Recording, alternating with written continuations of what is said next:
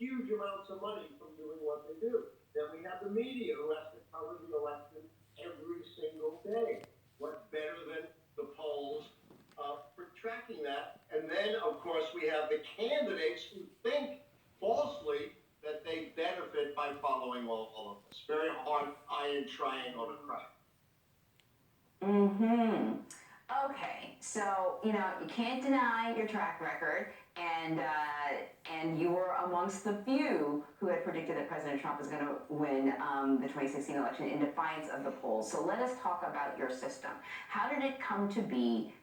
What makes these 13 questions such powerful predictors?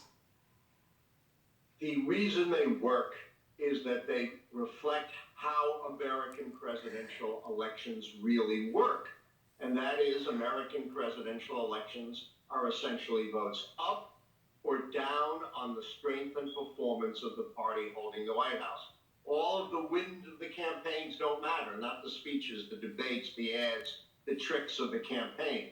Voters are pragmatic, and they decide whether the performance is good enough to give the party holding the White House another 4 years. Guess what? Amazingly, it's governing, not campaigning, that counts. And the keys gauge the big picture of incumbent performance and strength, looking at things like third parties, midterm elections, long and short-term economy, social unrest, scandal, foreign policy successes and failures, policy change.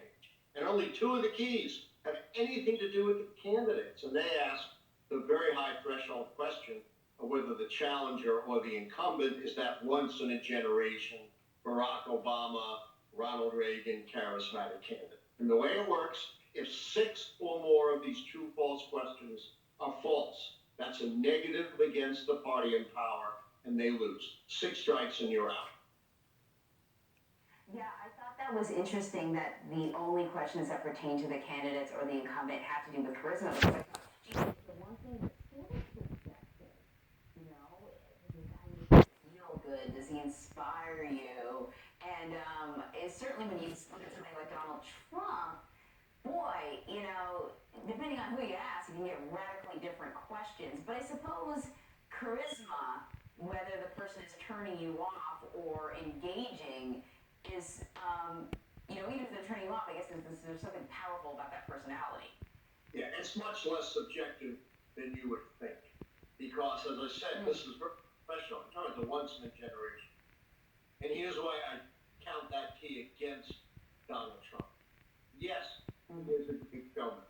But to meet the criteria of that key, when you buy my book, Predicting the Next President, I have a detailed explanation of how to turn the key. You have to be broadly appealing. We know Donald Trump appeals only to a narrow slice of the electorate. Maybe 40, 42% approve of him, but only 25% strongly approve.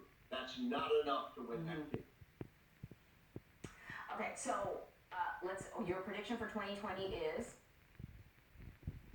7 negative keys against the incumbent Republicans, Donald Trump. Donald Trump is predicted to lose the presidential election. At one time, I used to predict the popular vote, but that's useless now because the Democrats pick up automatically 5 to 6 million extra votes in 2 states alone, New York and California. So Democrats are winning these close elections. The baseline has shifted. So as in 2016, I now only predict the winner. All right. So then, let me ask you this question about 2020, because it's been such a wacky year. And as I was sort of going through your questions, I thought so much of what has happened has really only that you know could determine whether a question will be answered false or true has happened only in the last 6 months, really since January. You know, the coronavirus, the protests that we've been seeing in the streets, though we did see, you know, many protests at the beginning of the president's term. I thought to myself, I wonder how these questions would be answered even a mere 8 months ago, if the conclusion would have been different just 8 months ago. Absolutely, yes. Donald Trump was cruising the election in 2019. He only had 4 negative keys against him. but then he made a fundamental mistake. You know, right here in my study on my wall, I have a letter on the Washington Post, what predicted his win, which says, Professor, congrats, good call, and then in big Sharpie letters, the personal signature of Donald J. Trump. But to understand the real meaning of the keys, which is it's governing, not campaigning accounts. And when he was confronted with these new crises in 2020, he made a huge mistake both for the nation and himself. Instead of trying to solve racial injustice, trying to deal with the pandemic, he thought he could talk his way out of it. And the result are the failures that sunk his reelection chances. Never in the history of the presidency has there been such a quick reversal of fortune. Donald Trump's failures to deal with our crises turned 3 more keys against him for a total of 7. The short-term economy, because we've plunged into recession. The long-term economy, because this relentlessly negative growth has driven his long-term growth below that of the Obama years, and of course the widespread social unrest. So you're absolutely right. We've had an historically unprecedented reversal of fortune here, but the president has no one to blame but himself.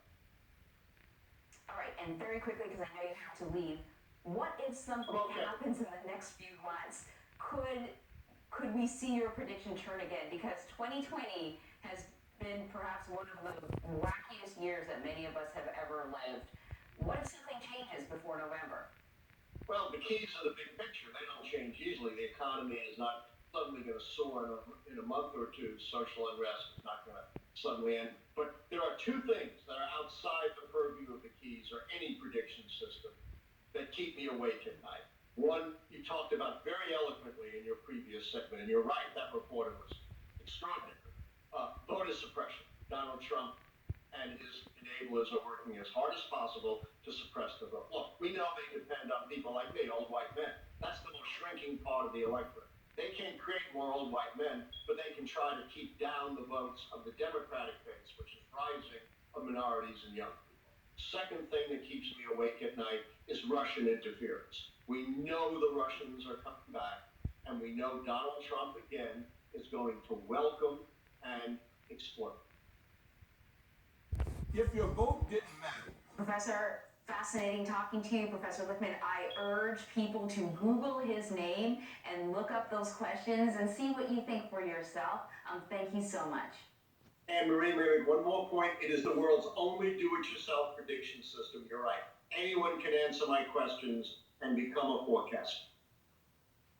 I love it. I posted it on my social media platforms because I think this is going to keep people engaged and spark some really good conversations. And that's what we need to do, talk more about this sort of stuff. So thank you so much.